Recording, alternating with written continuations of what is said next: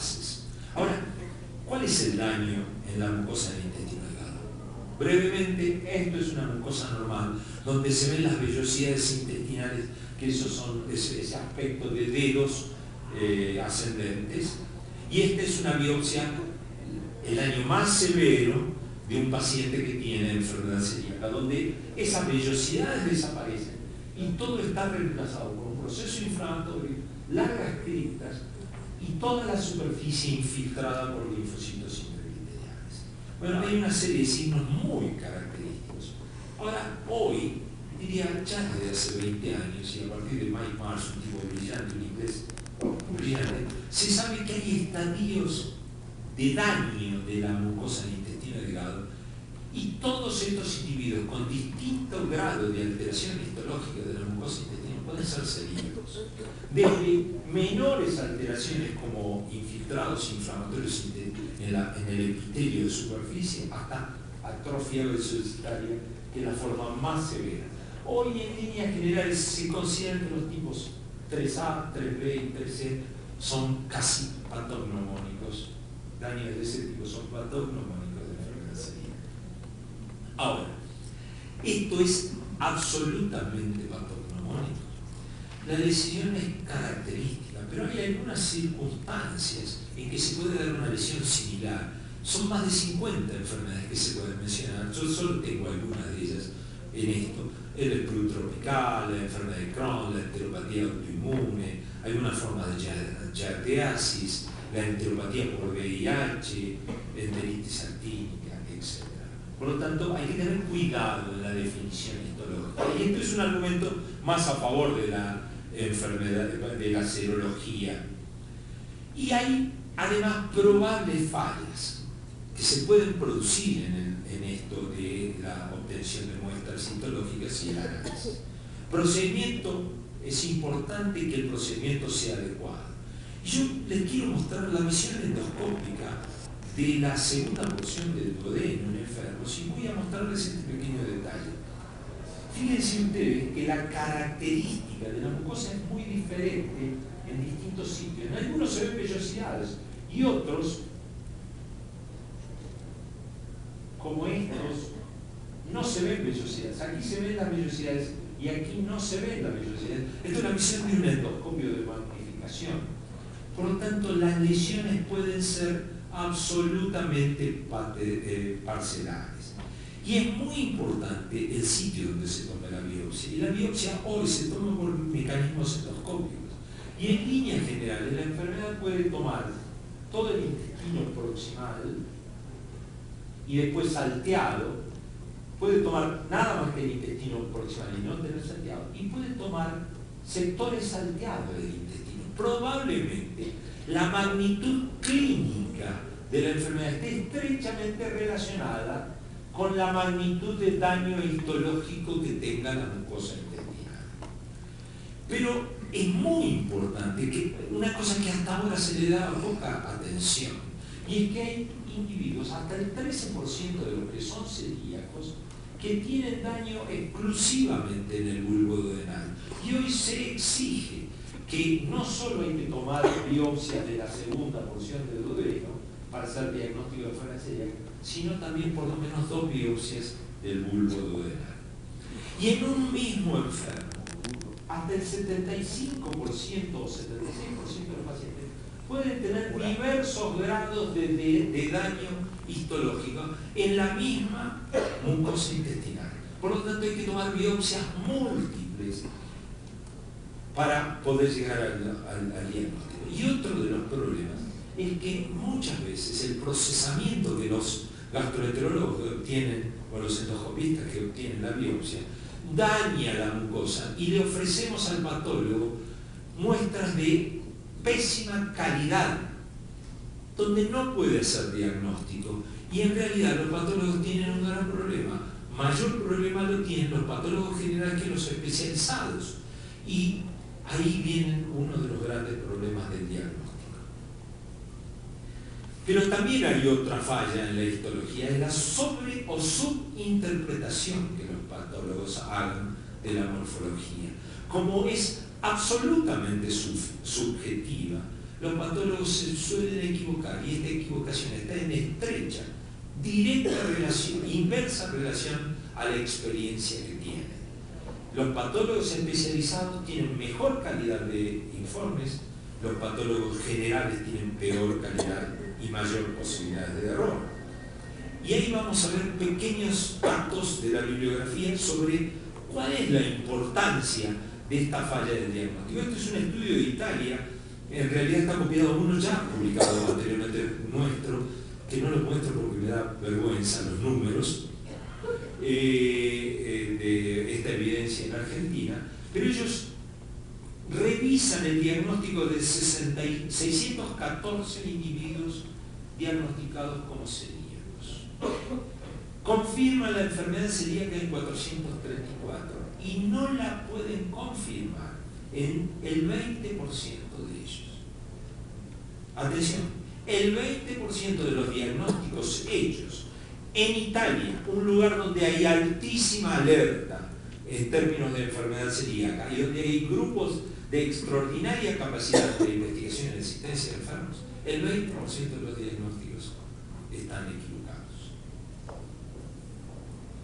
Brevemente, el último estudio que me deja más tranquilo, argentino, nosotros en un hospital de referencia revisamos todos los diagnósticos de individuos que nos llegan y que cumplen determinadas condiciones. El diagnóstico que revisamos es el diagnóstico histológico propiamente dicho. Y solamente utilizamos el mismo vidrio con que el patólogo original de la práctica privada hizo diagnóstico o desechó el diagnóstico de enfermedad celíaca. Y el error diagnóstico, tanto individuos que fueron interpretados como celíacos, que no lo fueron, como individuos que fueron interpretados como normales, terminaron siendo celíacos, representó casi el 25% de los pacientes. En general lo que hay es un sobrediagnóstico de enfermedad celíaca. Vamos a ir brevemente, probablemente, a algún aspecto que a algunas personas les puede interesar. El valor de los anticuerpos como determinando cuál es la implicancia que tiene el diagnóstico de los anticuerpos de los pacientes celíacos. Son útiles para pesquisar potenciales casos. Si yo quisiera saber entre ustedes quién puede ser celíaco, obviamente le hago una prueba serológica, y aquellos que tienen la prueba serológica positiva tienen altísimas chances, dada la gran especificidad de estos anticuerpos, de ser celíacos. Pero lo podemos hacer en el consultorio externo de un hospital o en una determinada población o área geográfica donde podemos estudiar toda la población, porque son de extraordinario valor. Además sirven porque, como les dije, le ponen el sello a la enteropatía que habíamos demostrado con la biopsia. O sea, es un marcador específico de que el daño histológico es debido al gluten.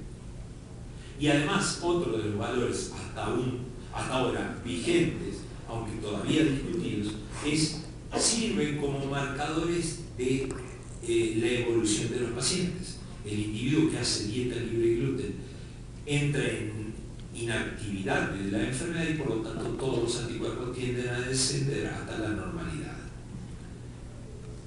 Vamos a ver el diagnóstico. Desde los fines de los 70 hasta ahora se han dado una cantidad de anticuerpos que son los que les tengo expresado aquí. Inicialmente los antigliadina, después el antiendomicio, que es el que cambió un poco la historia, que es el que descubrió Bolle-Wimber, y luego de ello se dedicó a fundar Innova. La transglutaminasa, que recién se reconoce en el 1987 y que se determina por un método de ELISA, y que lo que detecta es el antígeno que antes no se sabía que era el que producía el anticuerpo antiendomicio. Uno es por el método de inmunofluorescencia y otro es por ELISA. Después Innova desarrolla, y nosotros tenemos mucha participación en esto, en las publicaciones de investigación clínica de los derivados de gliadina, sintéticos de gliadina, de amiladas, Y después de esto surgen combinaciones de todos esos anticuerpos. Fíjense ustedes que va mejorando progresivamente la sensibilidad de los anticuerpos. Y además mejora también la especificidad. Hoy un individuo que tiene anticuerpo antiendomicio positivo IgA no puede ser otra cosa que un enfermo celíaco. Y esto tiene valor en interpretación de lo que yo les estaba diciendo. Si tenemos tantos problemas con la histología, ¿por qué no reemplazamos la histología con algo que sea tan específico como son muchos de esos anticuerpos? Fíjense que el IgA de GP también tiene una especificidad próxima al 100%, mientras que en la transglutaminasa, que es la misma anticuerpo, nada más que es más sensible, circunstancias del método, nadie lo sabe muy bien, y es también casi absolutamente específico. Por lo tanto, ¿cuáles deberíamos elegir para el manejo de los pacientes celíacos? En líneas generales, todos estos que están en amarillo. Hoy los antigliadina han sido dejados para el diagnóstico, dejados de lado para el diagnóstico, obsoletos para el diagnóstico de la enfermedad celíaca, pero se le ha encontrado una nueva virtud.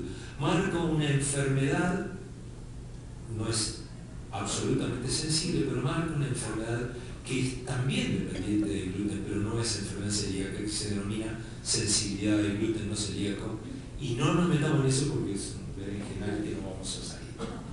Los anticuerpos y la calidad de los anticuerpos es dependiente del tipo de población investigada. No es lo mismo estudiar una población que asiste porque tiene diarrea crónica a un consultorio de un gastroenterólogo que estudiar a la población general o a la gente que está sentada en un consultorio.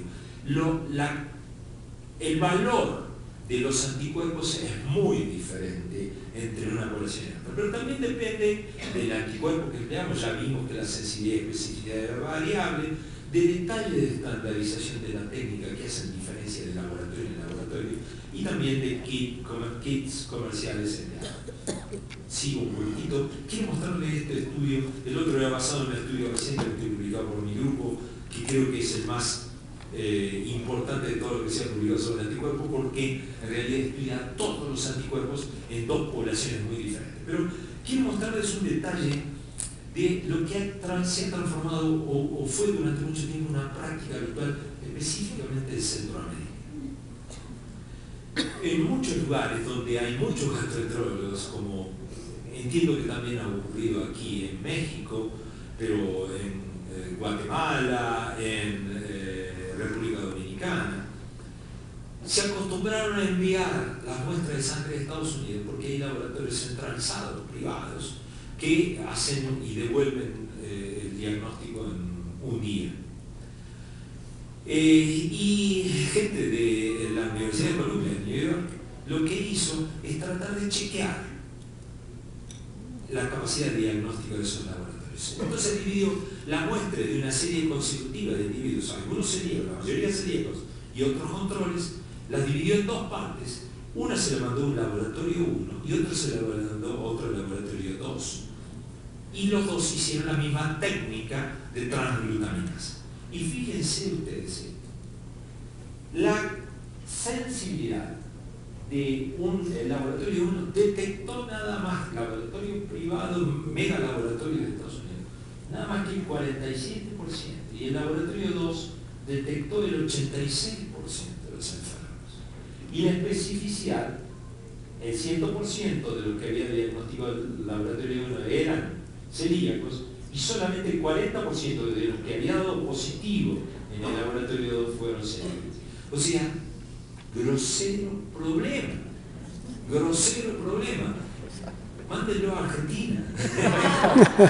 Tenemos mejor rendimiento.